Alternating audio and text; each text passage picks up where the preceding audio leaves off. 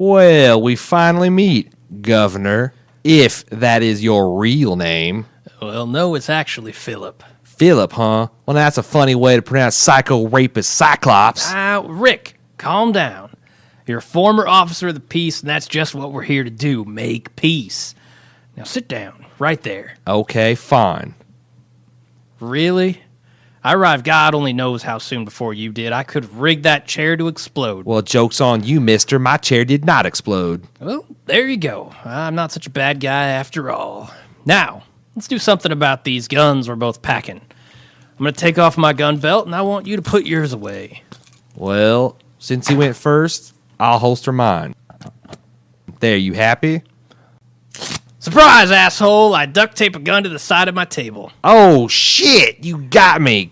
Damn, you're good. Rick, I got here before you. You didn't sweep the room. Who knows what I could be hiding in here? Hell, I could snap my fingers right now and an army of goons would come out of that closet and take you away.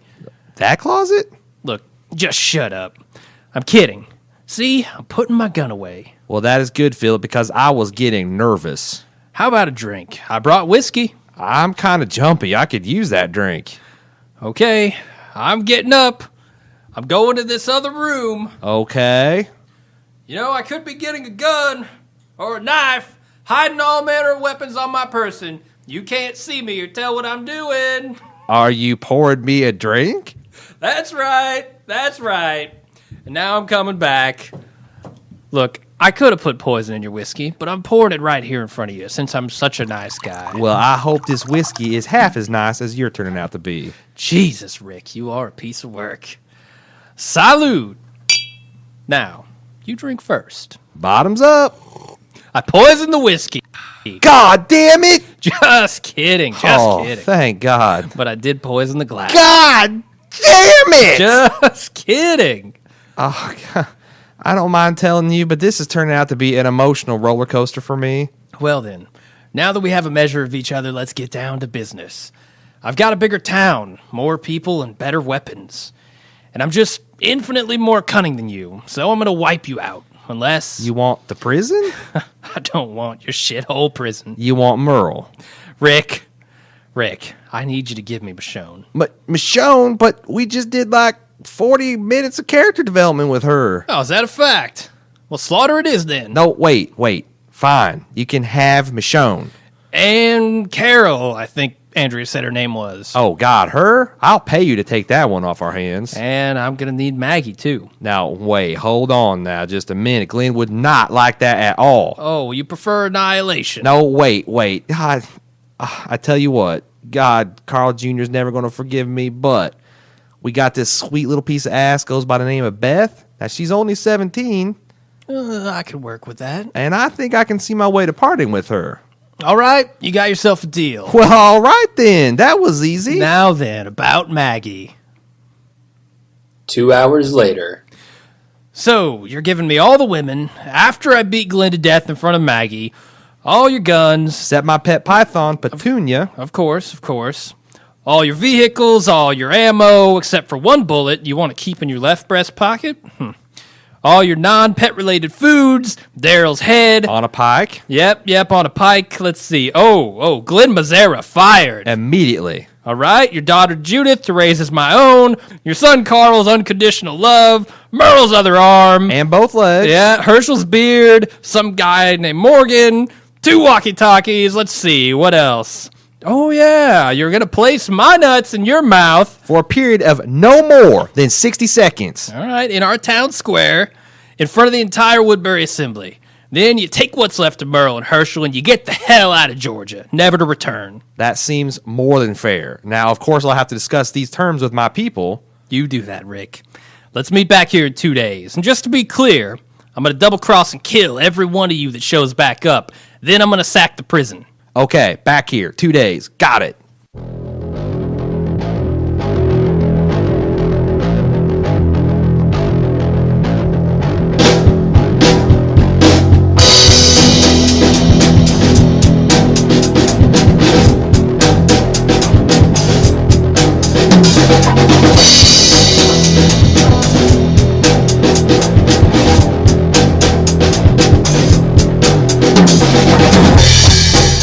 Welcome to The Watching Dead, the officially unofficial podcast for The Walking Dead on AMC. I'm Jim. I'm Aaron. We're part of the Bald Move Network. You can find everything we do at baldmove.com.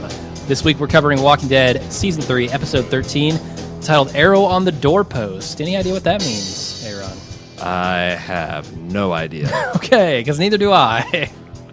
I tried to look it up, and I couldn't find any pop culture references to it, so maybe they just made it I had up. someone on Facebook mention that it could be a reference to Norman Reedus's intro graphic on the title sequence, but I don't know. He's really the only one who uses arrows. Right, I'm guessing it's like Except a part. for Shitty Bow Girl, but she's dead. Yeah, right. I'm guessing it's some reference to a warning shot. Yeah. Yeah, this should be a warning to Rick. God, I would hope so. Yeah, you'd think. We got lots to talk about on that. Definitely.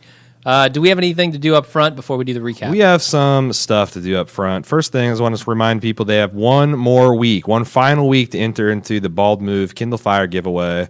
Go to baldmove.com/contest for more information on that. And also, we, during the off-season, commissioned one of our friends. It's an artist, a comic book artist, J-Hat. Yeah. To do a awesome design based on I had this concept of crouching redneck hidden badass based on the season 3.0's I forget what it was. It was something with Daryl was crouching behind a dude with a knife with this and doing this weird kind of redneck monkey stance. And of course, hidden badass is Rick, and he knocked it out of the fucking park. Yeah. And we've turned it into a T-shirt that you can buy at baldmove.spreadshirt.com. I think it's the final price ended up being $16 plus shipping. Yeah. And I ordered a proof. I got it on the kind of natural or I guess khaki colored shirt. Oh yeah. Looks you great. You love that color. I do. It looks great. It feels great. It looks like he drew it on your chest with a damn Sharpie. I would get it on white so it really looked like that. Really? Yeah. But anyway, check it out, baldmove.spreadshirt.com. We also have the I Crossbow Norman Reedus shirts. Norman Reedus. I Crossbow Daryl Dixon t-shirts. Yep. They're in ladies' sizes as well. Please check it out, and if you like it, buy it. Buy one for your friends. The ladies Crossbow Daryl Dixon. Oh yeah, for sure, and probably a lot of dudes too. Well, Martinez does. We know that for sure. Yeah. Oh my God. Let's get right into. Yeah. I'm dying to know. What is your rating for this episode? Oh man, see, this is a tough one because yes, it is. I feel like it could have been really, really good, but I feel like they kind of fumbled it. So I'm going to give this a 6.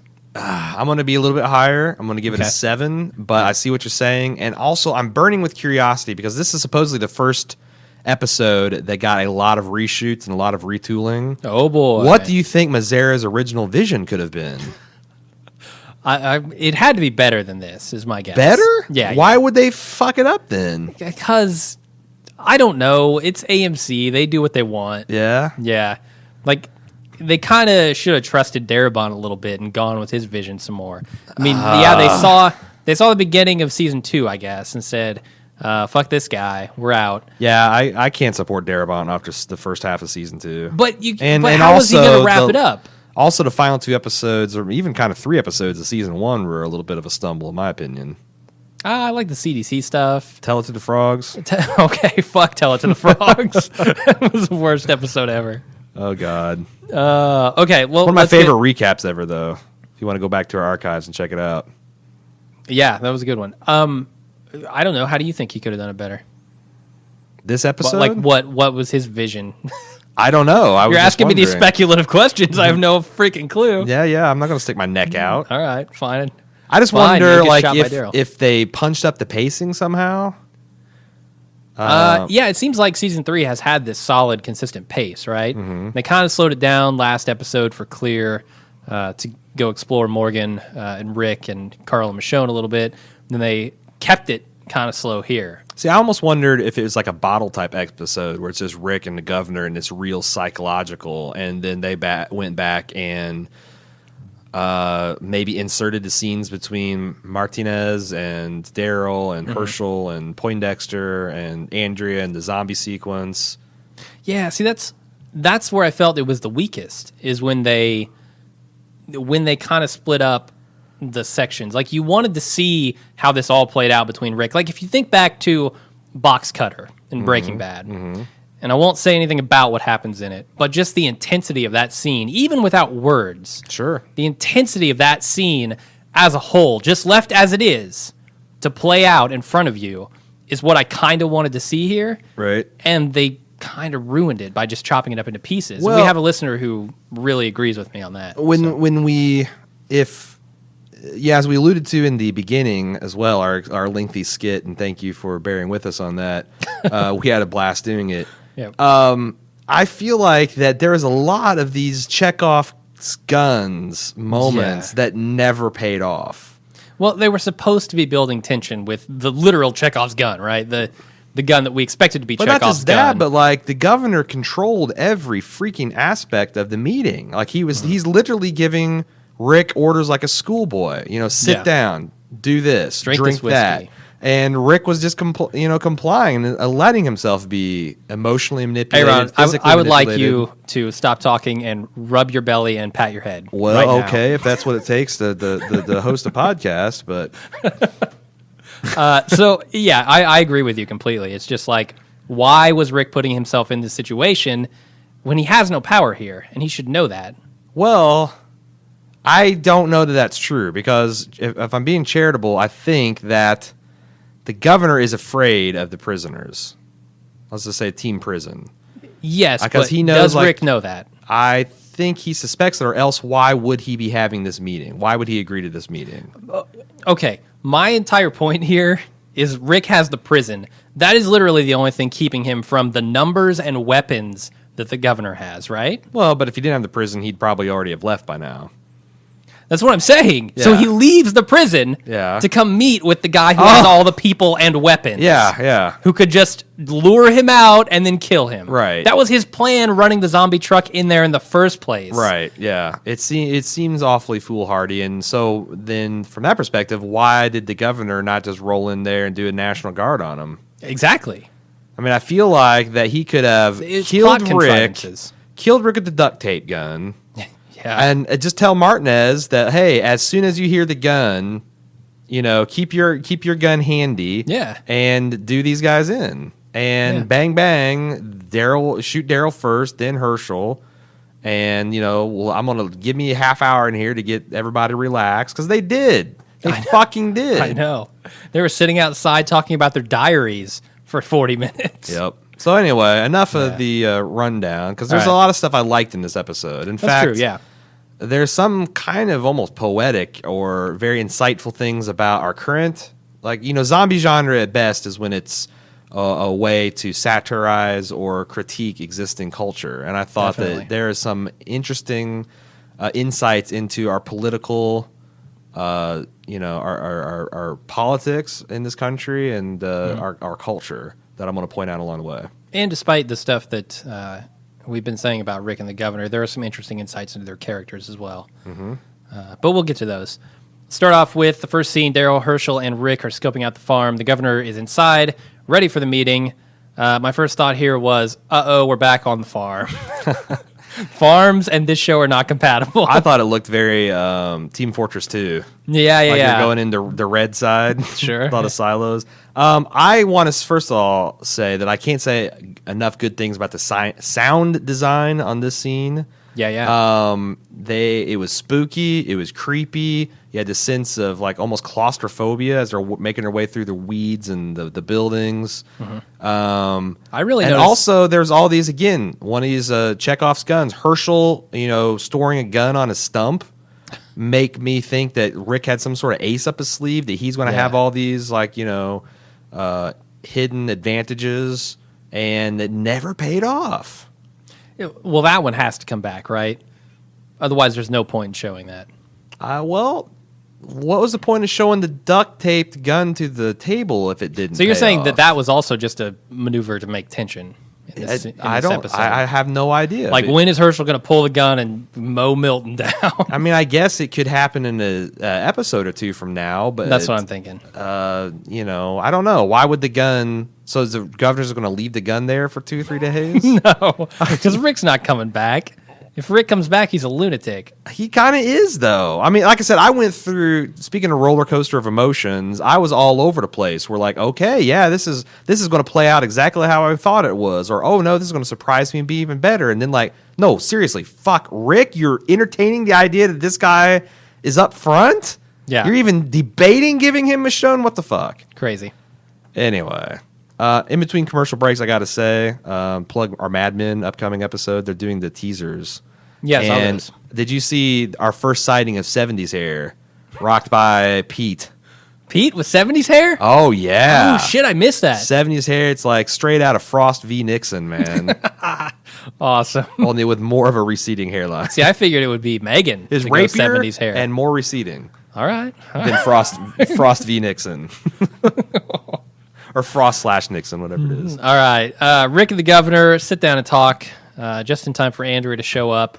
And we find out that she's the one who set up this meeting because she wants them to end this feud. Tear down this wall. Uh-huh. So we found out a bunch of things Yeah. that should have set Rick's alarm bells off. The governor came here early. Also, this is like a high water mark for bad accent for Rick.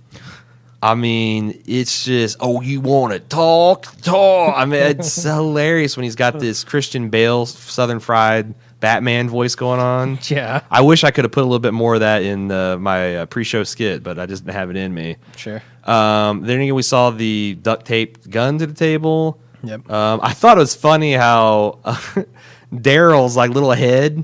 You know, he's like watching he's in the beginning of window. the meeting. He's like, "Weep." Yeah.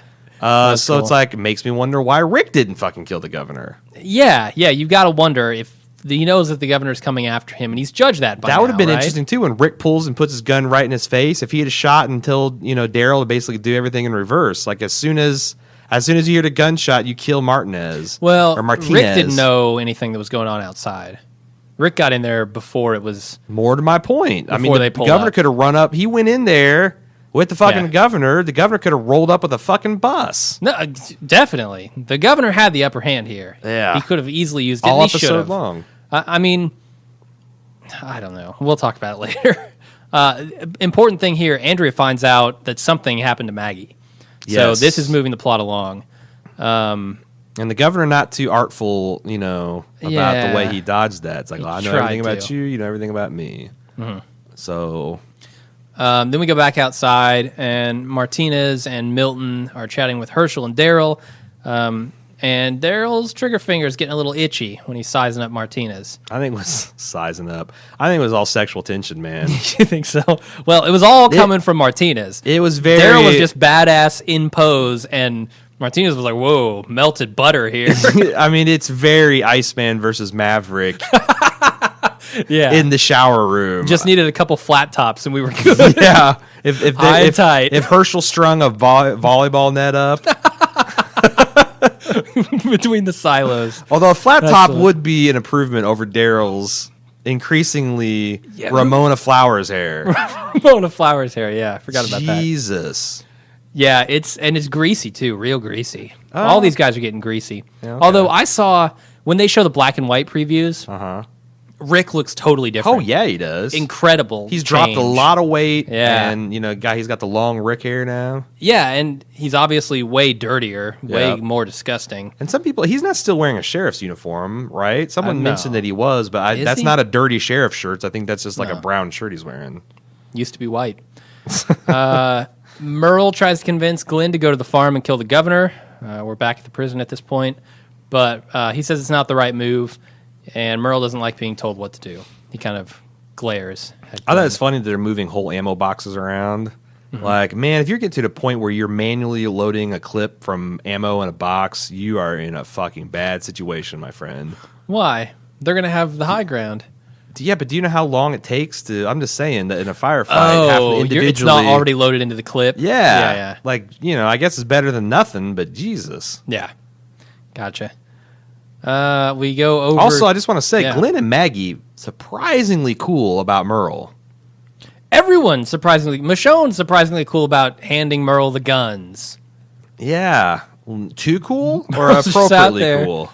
I believe I actually watched Talking Dead afterward, and there was some good stuff. Lauren Cohan was on it, and we'll talk about that later. Okay, I was going to say, because you mentioned that on Twitter, and you haven't mentioned anything to me, you little tease. Oh. So, but Chris Hardwick called it a buffet of weapons, which I thought was pretty funny. Weapons buffet. Yeah, and Myrtle's just there digging in, and everybody's watching. Merle doesn't do anything in this scene because we go back over to the farm, and Rick presents the governor with his terms, which is basically a ceasefire and some boundaries to set up. The governor says he wants surrender, not peace. They dismiss Andrea from the conversation. Which, two like things. A chump. First of all, Andrea just takes it. Yeah. Secondly, again, this seems like Rick gave up an advantage. Andrea is the only impartial person that's conceivably an ally in this room. Mm-hmm. And he's like, yeah, fuck you, get out.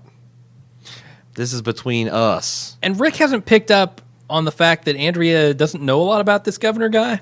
I guess. Because if he had, keeping her in the room is the best thing he could do. Well, and the other thing is it's like he just does a lot of stupid things. For example, the governor's sitting there, his hand obviously goes to underneath the table. Yeah.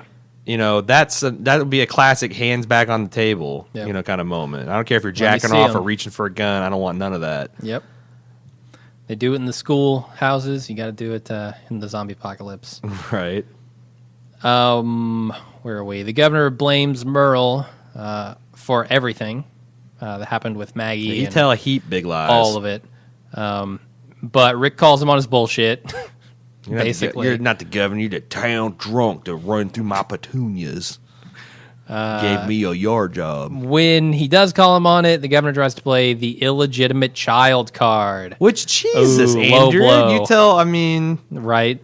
All the dirty line. I guess she didn't know that they'd meet back up, and it's a fucking good story, so why not? Yeah, there were some interesting lines here. First of all, the whiskey seemed to get Rick's attention right away. This is a man who's not seen whiskey in a year at least. Yeah. So I can understand. I can understand you.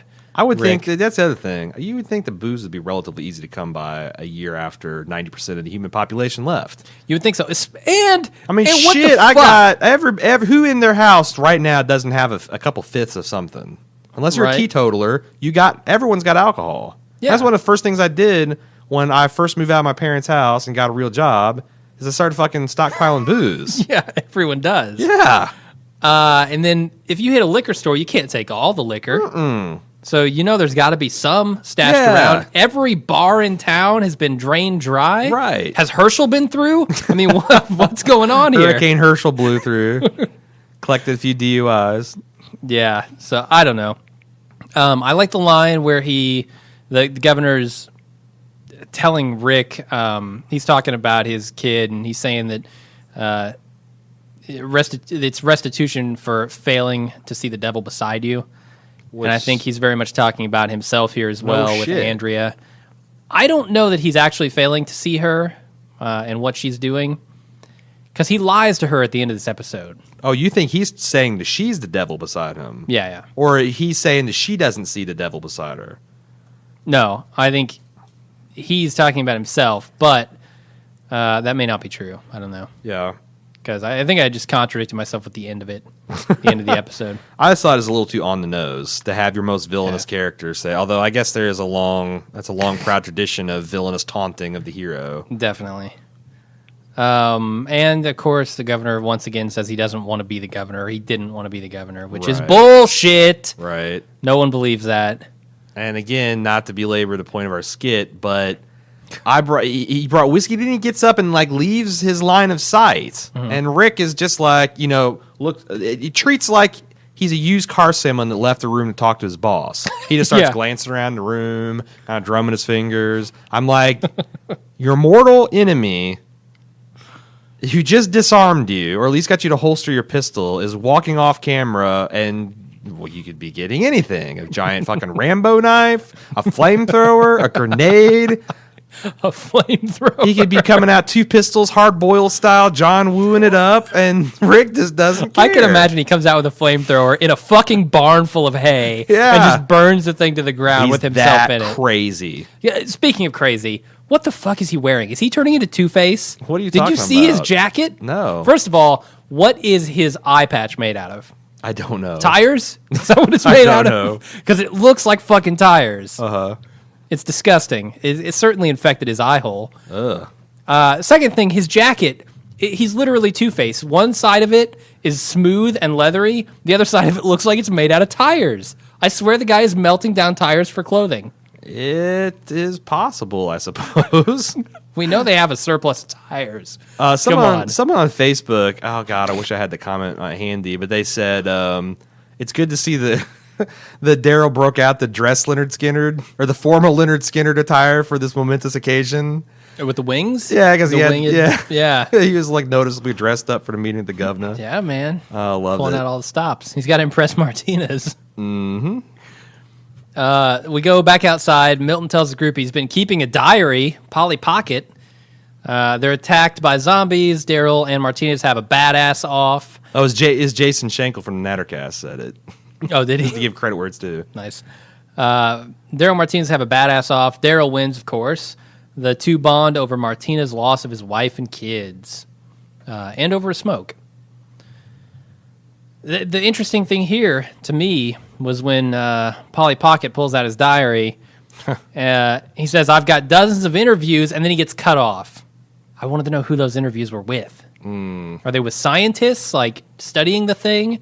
Are we going to see more of that? I think it's just interviews like amongst the town people. I mean, he's taking this. That's a cool touch and it's smart that he's actually taking this as like he's a historian. Yeah. And he recorded their first battle, and that's Yeah. kind of cool to think of it in that larger context.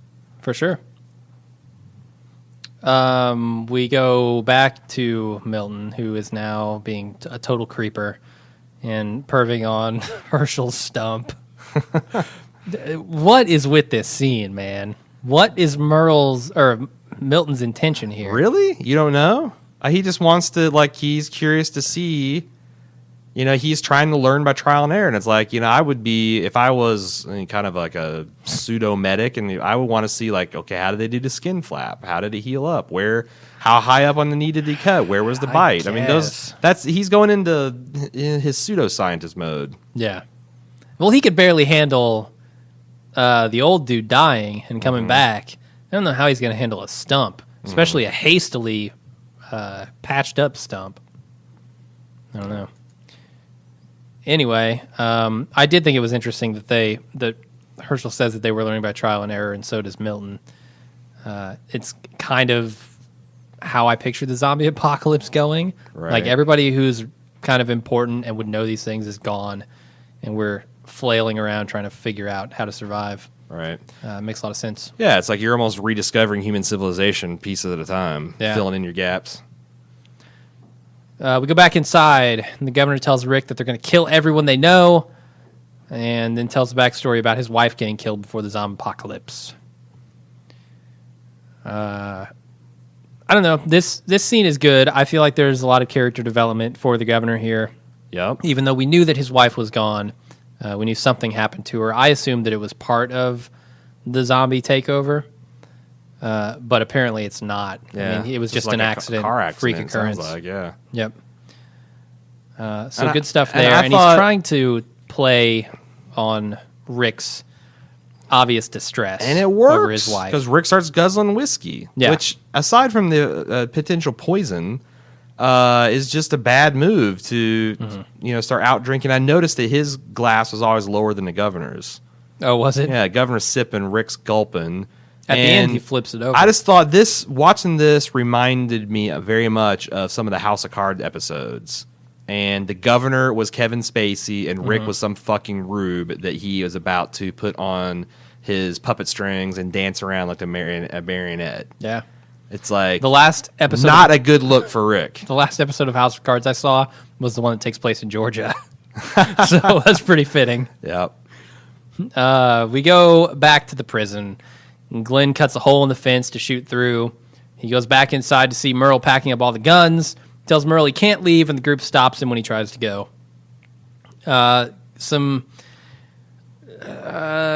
ridiculous fighting here. I mean, it takes 3 people to stop Merle. Yeah, The man. one-armed Merle. Yeah, it's the Merle ultimatum. Yeah. It takes a village to subdue Merle. And it's finally ended by Beth firing a gun into the air and then having a nervous breakdown. Yeah, just randomly. And again, loud. So Yeah, loud, very loud in gun, that in that prison. Yeah. I don't know, man. This stuff didn't really do it for me. I mean, I understand what they were trying to do here. They wanted to create more tension, like, is Myrtle going to get back over to there and cause trouble? Well, But it just didn't work. Like, I would have rather seen the entirety of Rick and the governor's conversation played out before me. Exactly. We didn't need. I mean, there was added a little bit of tension because Merle's a loose cannon. If he goes in there, guns blazing. Yeah. Although it made me wonder if he really is working for the governor. Oh, yeah? That maybe he was supposed to be the governor's ace in the hole, but I mean the prison group is treating Merle like he's a puppy that they're training. Just consistent, firm. No, you can't do that. No, you can't do that. Yeah. Piss in this corner, and maybe it'll work. I don't know. But every time they cut away from the governor and Rick, I lost interest. Also, And they needed to build that back up when they came back to him. props to Glenn because Merle went hard at his manhood. His literal manhood? I mean, just like the fact that you are no man, you let the governor yeah. lay hands on you. You're just, what kind of pussy are you? And then he body slams him into the steps. Yeah. That must have hurt. Yeah. Oh, yeah. No kidding. He fell like Concrete stairs. Wow. Oh. Wow. They're actually foam rubber, but still. Wow. Wow. Okay. True. We go back to outside of the farm. Where Andrea remarks she doesn't know what she's doing here, and 10 million Americans say, we don't either. I don't know. I kind of like this scene. Maybe it's not this one. Herschel Yes. tells... Yeah, Yes, okay. it Yeah, is, it is. Where Herschel tells Andrea that she'll have a place at the prison when she decides to come back. I felt like we needed this scene because Andrea has been at sometimes oblivious and it's sometimes just stubborn and annoying. And this is her moment to kind of say, yeah, I realize I've been a shit the entire time and I need to go back to this group. Yeah, I took Herschel when he said then it'll be settled as kind of a two-part warning. Number one, if you join our side, it's probably going to be push us to the brink of war. But number two, also, if you don't, then you've chosen the other side and there's no hope for you. Did you get that feeling too? Yeah, definitely. Because he was serious as a heart attack in that scene, the way he played that. Yes, he was. And, I mean, his acting always brings something special to that role. Right. But why didn't she go back with Rick and his group there? I don't know. That's the only time she's going to be able to, right? Yeah, I just feel like the only thing I can think of, and I'm really trying hard to come up with reasons to support Andrea at this point, is that she thinks, now that she's got this new information about Philip, the governor, is that she feels like she's got a responsibility to kill him. Yeah. That she's the only one that can end it. That makes sense. But at the same time, if she does that, how's she going to get out?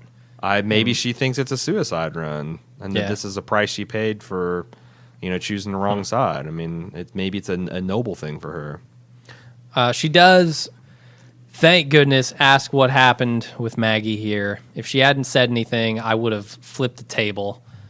And Herschel just says, the governor is not a nice man. He's a sick dude. Yep. And she takes that in the right way. And understands what he means.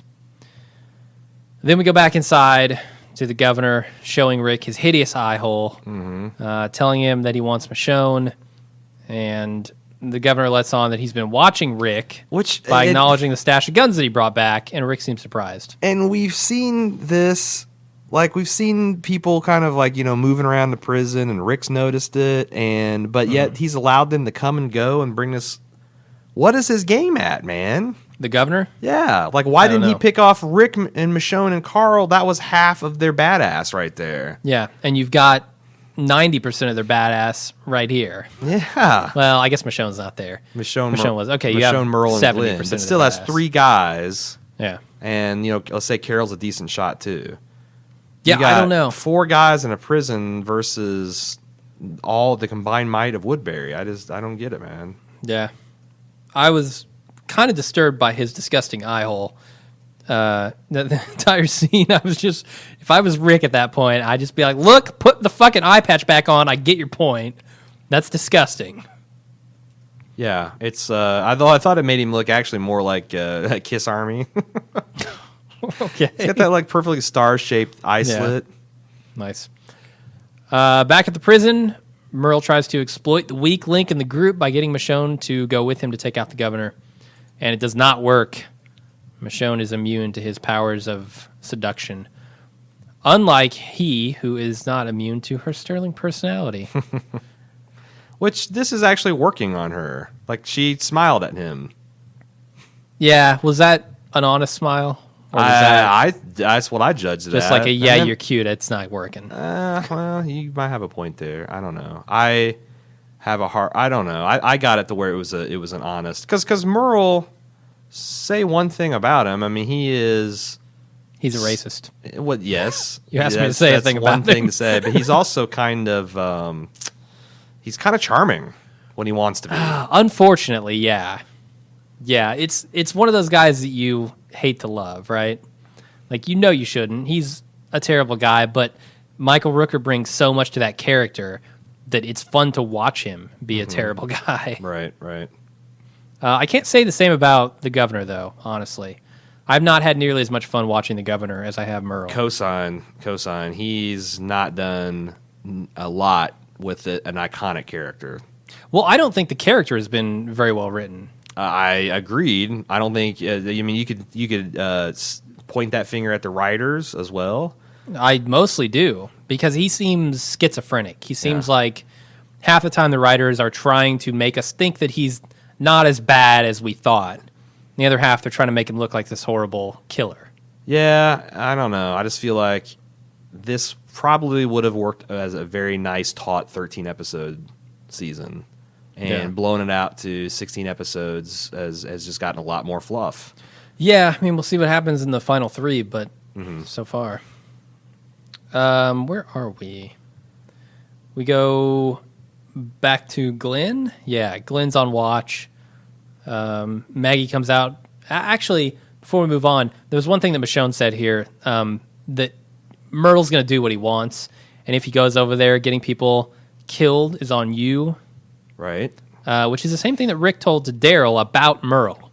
So if Merle goes in there and fucks things up, it's really on Daryl, right? Yeah. And now that you said that, I wonder if that's a callback for us as the audience to know what the stakes are. Yeah. Although Daryl wasn't there.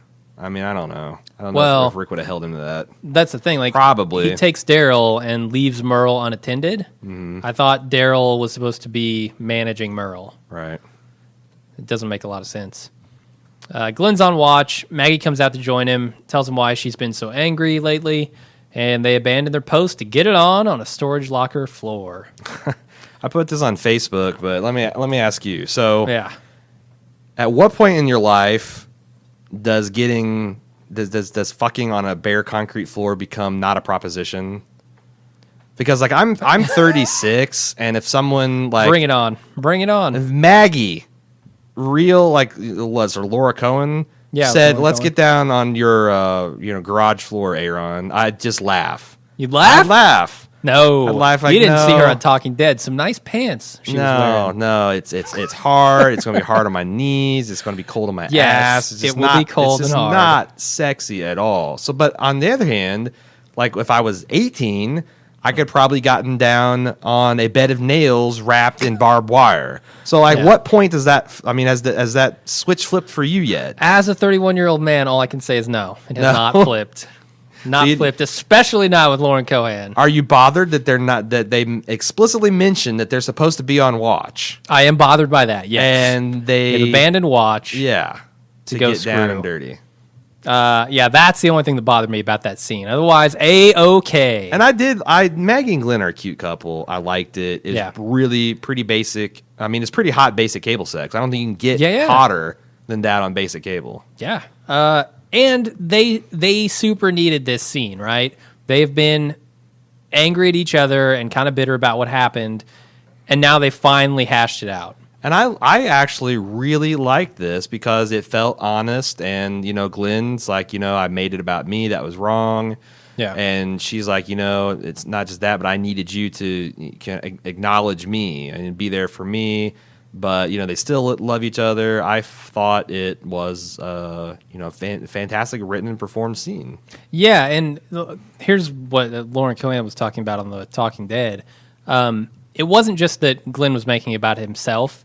It was that Glenn was so filled with anger and rage about what the governor had done to Maggie that A, he wasn't there with her, and B, he was too much like the governor for her to be around. Gotcha. He wanted her, or she wanted him to just calm down. Calm down and just see her, be with her. Yeah, that's a good Support point. her. And it's kind of like I thought our female listeners did a good job in kind of breaking all that down for us after that episode aired. Yeah, definitely. Let's see. Rick pries into the governor's psyche by asking what he wants or why he wants Michonne instead of a statue. And Governor redirects the conversation and offers Rick everything he wants, the boundaries and the truth. He says he'll be back here in 2 days and leaves. So, I mean, the resolution here obviously isn't much of a resolution, as we find out later. Yeah. And there's no assurances. Yeah. And It's just his word. Yeah. From an obvious liar. Right. And it's, I like I said, I just felt like if Rick buys this, it's fucking ridiculous. Mm-hmm. And then when we hear, so go ahead and continue the recap.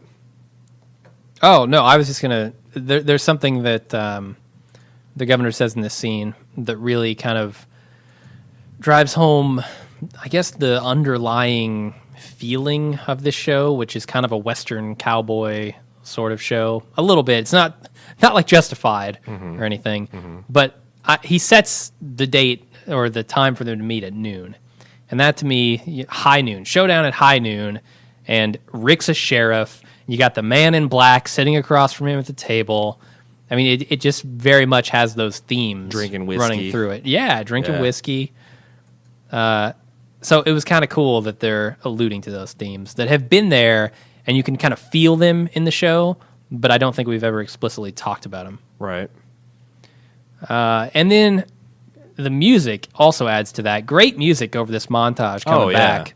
Yeah, I like It's the same guy who did that Home song from the previous Wasn't he on The episode. Walking Dead as well? He was on Talking Okay. Dead. Yeah, he did a very short performance. I wish they would have let him do his whole freaking song. They didn't? No, he did like a verse and a chorus. Well, And it was that like an it. American Idol appearance. Wow. Basically, yeah. And then Chris Hardwick runs up. That's enough. That's enough. Yeah. We're going out. Jesus. Yeah. Oh, so- well. He probably does the best he can with what he's got to work with. Oh, I'm sure. But anyway, that was great music over those montages of them going back to their respective homes. When the governor gets back, he tells his goons to watch out for the prison survivors, to kill all of them, but keep Michonne alive. And when Rick gets back, he tells his group that the governor wants to kill them all and they're going to war. But so he kinda- both of them lie Uh-huh. because the governor lies to Andrea. And I feel like that's kind of another theme running through this show, is trying to show how similar and yet different the governor and Rick are. I mean, obviously we know they're both kind of crazy. But Rick has much better intentions than the governor. Well, and the other thing is that the real contrast is when he gets in. So the lie. I thought this was an interesting contrast, and I'm glad you brought it up. Rick lied to his people and said we're going to war. Yeah. Whereas the Because- governor lied to Andrea and said they're not. Yeah. And then Rick, in private with his lieutenant, Herschel, and his advisor, said, I'm having second thoughts. He wanted to give him a show. Maybe we should talk about this, as if it's a serious fucking offer. Yeah. Whereas the governor, when he got to his trusted lieutenant, it's like, oh, yeah, we're totally going to fucking kill these people. Yeah. So it's like completely flipped Yeah. of their public face versus their private face. And it's not just who they're pretending to be to their goons, it's the way that they operate within those groups. Rick is a more knowledgeable leader and a more understanding leader. He knows that people need motivations to do things. Right. Whereas the governor just goes back and barks orders at his underlings. That's how he plays it. Well, to be fair, Rick screams and waves his gun around too. So, But he's having a psychotic break because his wife was zombified and killed by his son. I guess I give him that. I guess. But when he's seeing things a little more clearly, he's much more collaborative in his approach. Gotcha. And motivating is the thing. I don't know. We can probably move on to where Herschel and Rick are talking outside. Mm-hmm. And Kind of already mentioned that. Yeah, that's exactly what we're talking about. So, what are we? We're ready to. I think that's it. Move the feedback. It feels like. Yeah, we can do that. We need to do some pimping of anything first. The promotions, yes. Yeah. Don't forget about our contest. Please check out our Spreadshirt site at baldmove.com or baldmove.spreadshirt.com. I think the t-shirt designs are pretty sweet. Love to see what the public reaction is to that. We are part of the Bald Move Network, and you can find all of our content at baldmove.com, including our coverage of The Walking Dead, Game of Thrones, Mad Men, Breaking Bad, our general TV podcast that we're doing right now. By the way, Game of Thrones coming back end of March, and the trailers are looking amazing. Mad Brew and I are going to come back the week before to break down a preview cast based on what we've seen in the